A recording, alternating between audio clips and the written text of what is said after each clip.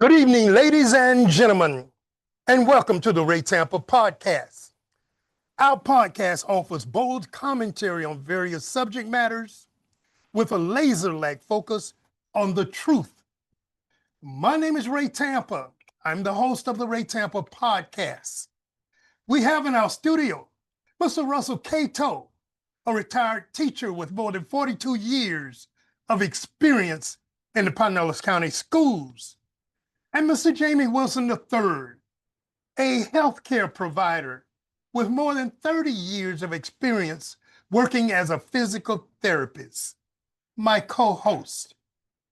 Today, we're going to slightly deviate from our normal program structure and introduce a new and temporary program structure that's titled, What's on Your Mind? What's on your mind? My co-host and I will introduce a topic for discussion and move on to the next topic.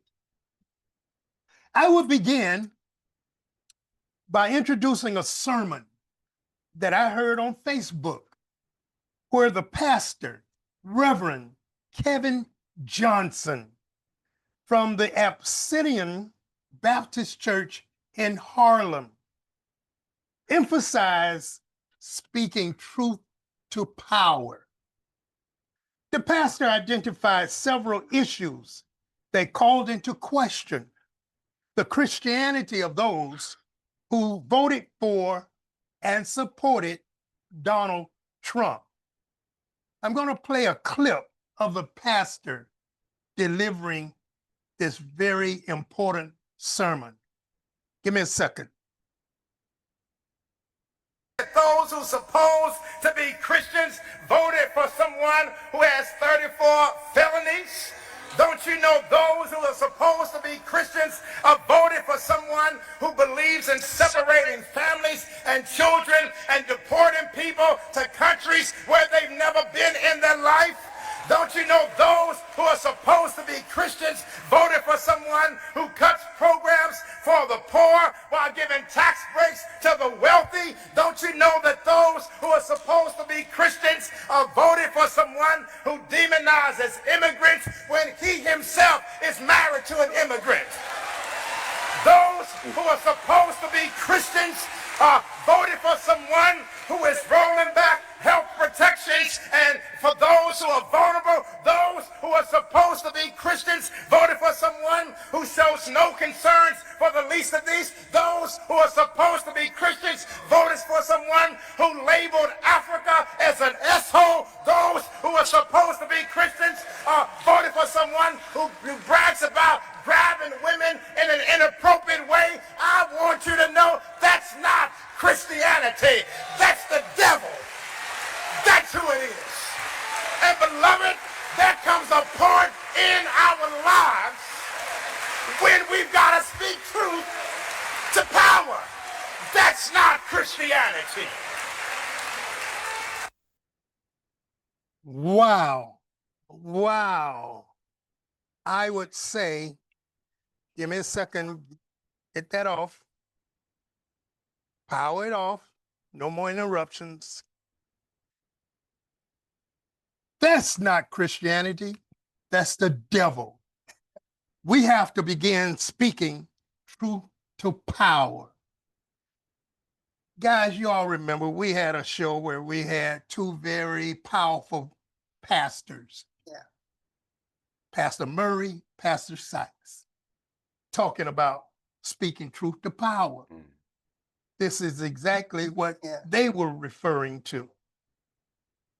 This particular pastor laid out several factors that should make people want to think, how can I support this and call myself a Christian? What you say, Jay? Well, as far as Christianity, the government has now found a way to, I mean, they've been doing it, but Trump is he's really doing it. He's putting it on steroids, using religion as they did to control the slaves and all this other diabolical things they did. to have a reason or to influence the community on how to vote, what they want, or what the government think they need. You got simple-minded people, and also using Christianity to preserve some of the privilege that they have. And we're talking, I'm not just white people. I'm saying people of power, which majority are white, but people of power. They want to maintain that, and we're just pawns caught up in a whole. We're just pawns in this chess game, and they use it to manipulate us to do right. Trump is rewriting. He's trying to rewrite the Bible. He's trying to rewrite history. He's trying to rewrite everything, and we follow. People that voted for him, they want to preserve that. They know it's wrong. They know it's evil, but this goes all the way back to the Catholic Church. Trump is just putting it out there because he's a raw type of person. Everything he does is raw and unfiltered. He's just putting it out there. He does not care. And anybody that follow him, I'm sorry. If you knew this guy from the first time he ran and you're following his politics, you are a racist, in my opinion. You are a racist, you're a lowlife, and as the preacher said it best, you are the devil. Good points, good points. What you say, Russ? Oh boy. Well, one thing that you got to understand here, people may not like what I'm going to say here. There is something called white privilege in America. White Christianity plays towards white privilege. If you notice the clip that you played a few minutes ago came from a black pastor. Many black pastors are saying that today. But how many white pastors are saying this? You see, it's not going to get over until white pastors, even in the mega society. Look what is happening in the Epstein case. The mega people are kind of confused. They discombobulated. Well, the same thing got to happen with white Christianity. For it to come to truth. That's what I'm saying. And you said truth to power. What does that really mean? Truth to power. Oh, that's it. In my mind, truth to power means simply speaking the truth, regardless of who it might offend. Exactly. Right.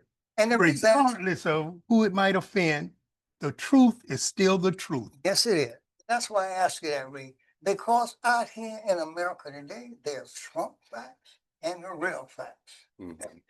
It's yeah. Good point. Good point. And I want to add that I was talking with a pastor, a bishop, he might be both, but he alluded to when it comes to white churches, even in Christianity and black churches, it's still that separation.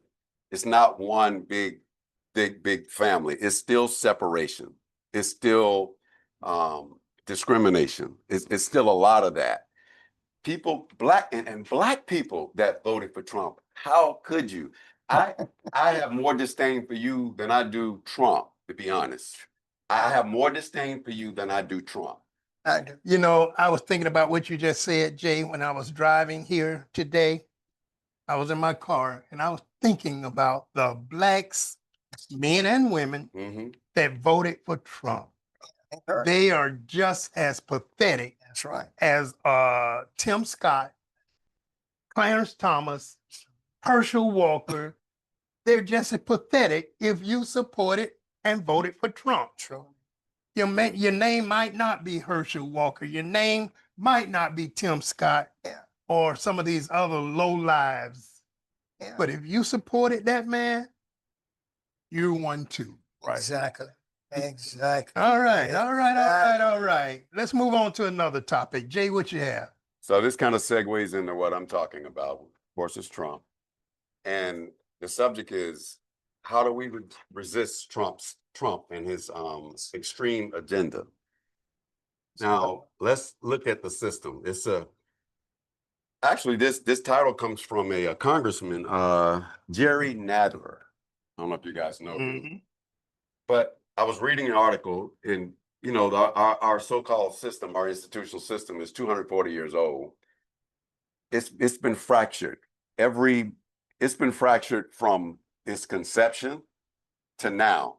So it's not just Trump just tore it apart. It's been fractured. It's been weakened. But how do we push back? I mean, look at what Trump is doing. He is so blatant with everything. How do we resist? How do we push back? I mean, I'm reading some of the things in here. It's like, holding him accountable. How do you hold him accountable? He think he's a dictator. You got to do more than just, yeah, you should come together and assimilate, do your little town halls and try to be boisterous. But things like what he's doing here, and then I'm jumping all over because our governor is part of the Trump thing too. And he's allowing ISIS. Now he's inducted state troopers to come in and join with the ICE people. And, like I told y'all, the ICE was really cutting up hiding out at Chuck E. Cheese and all that because they were getting bonuses to do this. So now it's only getting worse. And how do you push back? How do you push back? I mean, they say all this stuff, congregate and all this and boycott and, expose representatives and congressmen for blah, blah, blah. That's still not enough. It is not enough because once those people are in office, they're going to do what they do. They're going to do what they do. But out here, what can we do? Yes, we could do it with the power of voting, but we got to wait to do that while these things are still going on. It's honestly, and this is just me talking. I don't represent the show. I'm just telling you, this is me talking. You take California was first hit, and I said it before, because he is against California. He doesn't like their governor or whatever. The way he was doing there, and now it's coming to Florida. You got all those gangs, and I've said this before. You have all those gangs. It used to be the Black Panthers that would, unite and slow that stuff down. While you guys are shooting at each other over colors and where you live and your little sets and signs and all that, you need to aim your gun somewhere else. I hope you get my hint. Because that ICE stuff can be shut down. It is more of us than them. Look at the St. Petersburg Police Department and look at the city they control. It is more of us than them. St. Pete Police, they're good. We ain't got these problems because if we had, I'm sure we would shut it down. We don't have this stupidness that's going around in the world. And I don't fear none of that. But what I'm saying is it's more of us. And sometimes things might have to get a little aggressive. It's going to have to get a little aggressive. We marching, that don't really work. Getting the word out. We have social media. Get the word out. Get the word out. How you feel. What can be done. Politicians, stop being punks and hiding and scared of Trump. Representatives, congressmen, senators, start getting on the airwaves and talking. If you know you're secure in your state and your people riding with you, you good. You're gonna keep your job. Speak out. We got this guy is a tyrant. Yeah. Yes. Okay. All right. Oh, I like what Jamie said, and can't carry too much further than that. I think the question that Jamie is asking is why are we bending knees to Trump? Mm-hmm. Why? And I think I said that once before because I don't know. Because here's a guy will take a fact and turn that fact into a lie. Mm-hmm. And because he said it, it becomes a Trump fact. Dictator. Yeah. I think, I look at Marco Rubio. When I was coming up, I used to kind of like Marco Rubio. I did. I thought he was a fair politician, although he's a Republican. And I thought he had a backbone. But you know what cut his backbone out? Can you remember when Trump chopped him down in front of people? Little Marco. Little Marco. Throwing that bottle of water. Yeah. And that's what Trump can do. He knows how to attack people, and they're scared. They fall back. As Democrats, we got to be the same way, though. We've been trying to be going high. Yeah. You can't go high with this man. This man slap you, chop him in the face with an axe. You got to go hard with him. You got to go hard. It's work. That's what I'm saying. It's like we got to get physical. Truly. Without promoting violence, truly, which I'm in favor of, but we got to get physical. Something's got to be done. I mean, like this we sitting here like, look, I don't want to curse, but it starts with a B, and we're taking this. Right. I'm telling you, it has to stop. This man got to be dealt with. It's got to stop. But we need the people that's already in there. We need Crockett for president. First of all, we need more Crockett's. We need more people that's like really ready. You know what I'm saying? That has fire and really want to do something. This is crazy. We're like this, like watching something that's going on in Russia or these Iran or these other little crazy countries. Israel, all this nonsense. This is not America. I don't even recognize this country. It's all right. All right. Let's see what Russ has to say. Give him time to Okay. talk about it. Well, mine's very simple. My thing is I'm looking at the Tropicana field renovation. Where do we go from here? We know right now that because of the divine intervention, we call it, Mm-hmm. that has put a key thing in its communication. When they found out what it was going to cost to put that roof back on, Jamie, people got different minds. Mhm. They got different minds. So the question came to them, Ray, wait a minute. How do we know the Rays going to be here next year? What are we going to do with this? But I think the biggest thing I'm concerned with, Ray, whatever happens, whatever decision must be made, how will it affect the gas plant? That's what I'm saying. You know, that cost for putting that stadium back together, not just the roof, but there's some internal damage as well, water damage. That cost keeps going up. It was 50 million, 55 million. The last number I heard, $59 million to make that place whole. Oh, And the Rays are going to be there contractually 20. until 2028. That's right. That's a That's lot of right. money to invest in that stadium That's right. for them to leave after 2028. Right. It's Now- a waste. Yeah, the new owner, possibly, the guy that's looking to buy it, he hasn't even indicated an interest in being in St. Pete. That's my What concern. I'm hearing is his preference is Tampa. Tampa. So they're putting $60 million to renovate the stadium. And in what, 3 years, 3 years. it's going to be empty. Yeah. It's So, gonna be so empty. why waste the money? You got people living in cars around here and you're going to waste the money. But find out what this buyer wants to do. If he doesn't want the stadium, then y'all turn it into an amusement park, a shopping mall, a big giant flea market.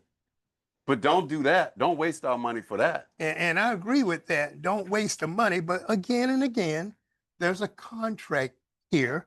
And contractually, the city of St. Petersburg represents the landlord status. Mm-hmm. And the landlord has to put that roof back up and has to make that place acceptable to Major League Baseball. So Did it insurance, has to happen. did the insurance? Was it All covered right, by insurance? good point. Yeah, Let me get insurance on money. that. Yeah.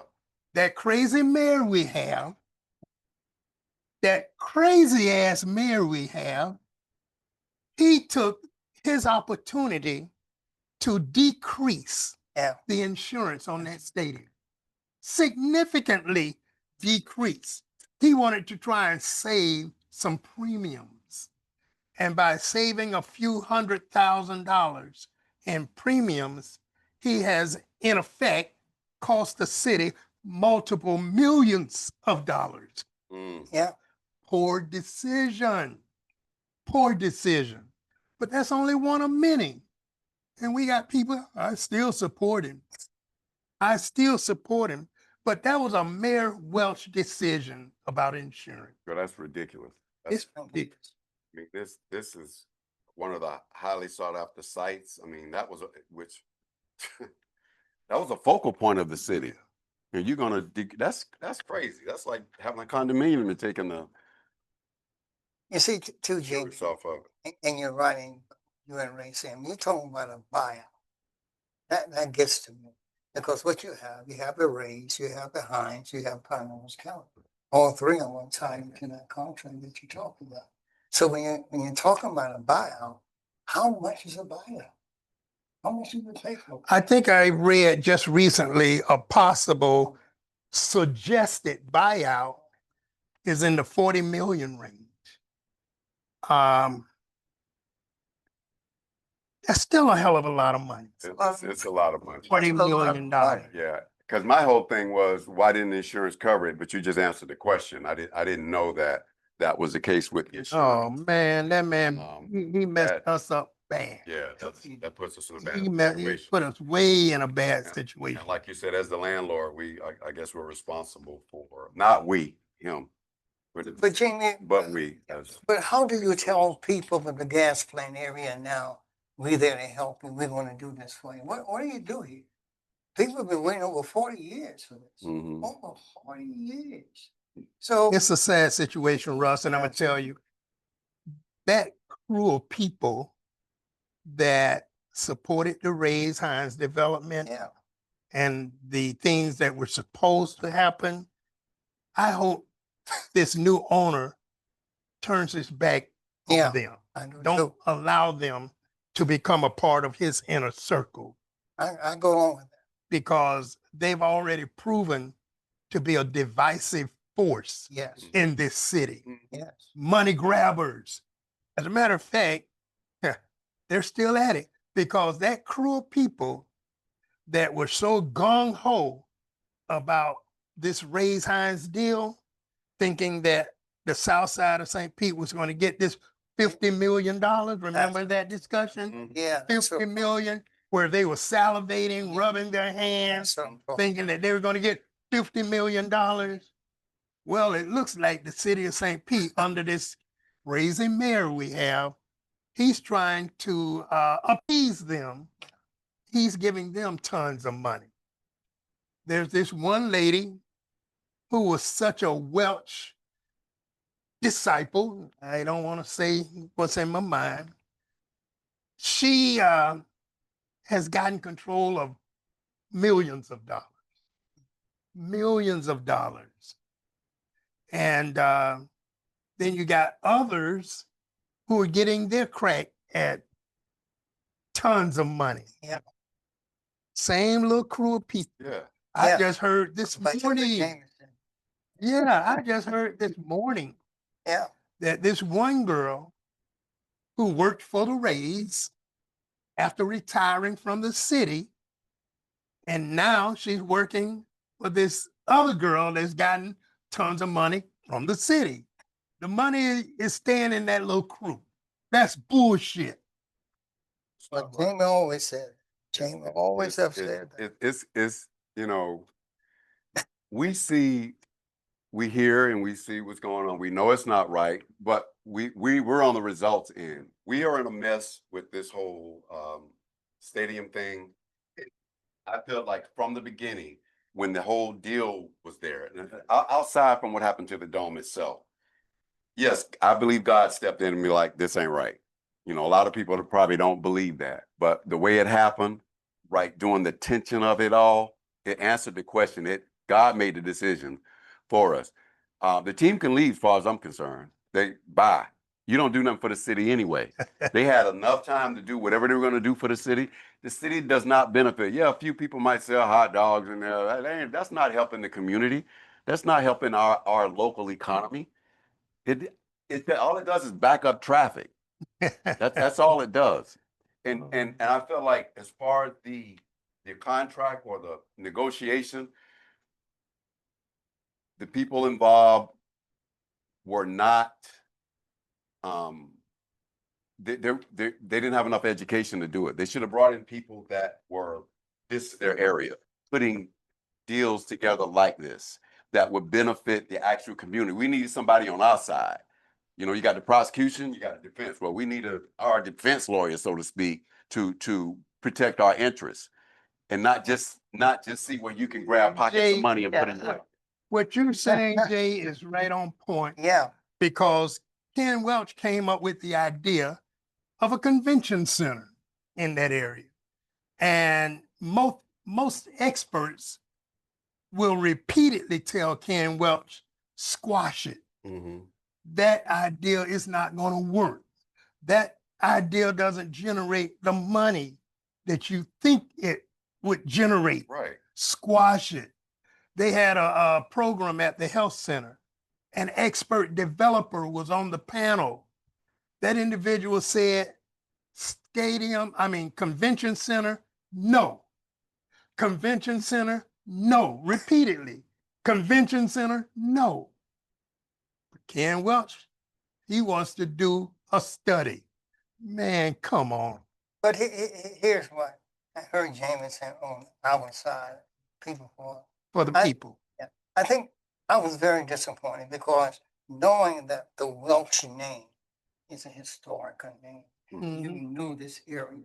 So when, like Jamin, when he became mayor, I felt good about it, Jamin, because I did too. I voted for him. oh man, you got somebody on our side who knows this area. But look how it turned out to be. Oh, Yeah. disaster. Oh, horrible. Got a lot of. I drive around the city. Yeah. Sure, we all do, and I see problem areas, especially in the South Side. I see a lot of things not far from this guy's house. Not far areas that need improvement. I mean, there's been enough time to get it done, but let something happen out on that beach or on the way to that beach. Oh, it gets done quick. It gets done quick. I mean, our city, it is a lot of, we still got deserts, food deserts. We still got a lot of things going on, and I don't know. You remember it's- Ray gave a report one time before when it's been an accomplishment, Mhm. and when Ray started listening, saying we have enough Yeah. in his administration. Mhm. We have lost the grocery store. We have done that. I remember Ray giving that report. I can't go back now, Mm-hmm. but everything that Ray was mentioning, Right.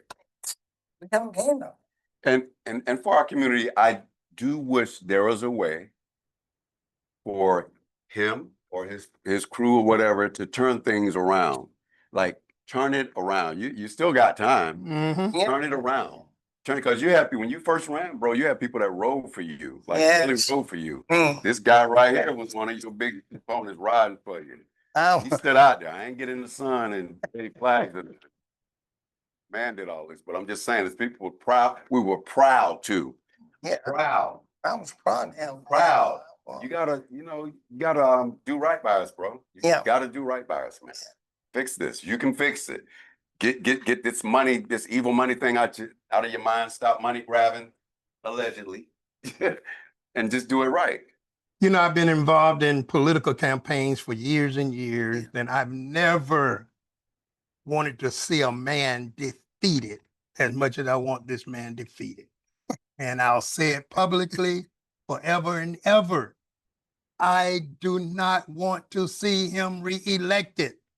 And all those, I don't want to call them, but I want to call them on air, but all those people that so strongly support him, you can easily see why. Because they're getting stashes of money, stashes of support. And that's it. But right here, this radio station could have used his support and can still use his support. Right. But he turned his back. This is the man that talked about equity throughout the city. Everybody on the same playing field. Equality for all kind of stupid stuff he was saying. Yeah, right. And you other politicians that are running for future positions, you got campaign funding. Spend some over here at this radio station. Spend some of it right here at this radio station. I tend not to give political donations anymore. I tend not to do it because I need to see how people are spending their money before I put mine in. And if they're not supporting Black businesses in the sense you just spoke, Jay, don't ask me for any money. Don't ask me for any money. So with that being said, we tried a new format today. You like it? I like it. So we'll move forward with this format. But at the same time, I want to say to our audience, thanks for tuning in to the Ray Tampa podcast each and every Tuesday, 5:30 p.m., 99.1 FM The Bird. We want to ask that you also go to YouTube, type in the Ray Tampa podcast, and you can see them all. Please hit subscribe on the Ray Tampa podcast and also the like button. Like and subscribe the Ray Tampa podcast. With that in mind, good evening.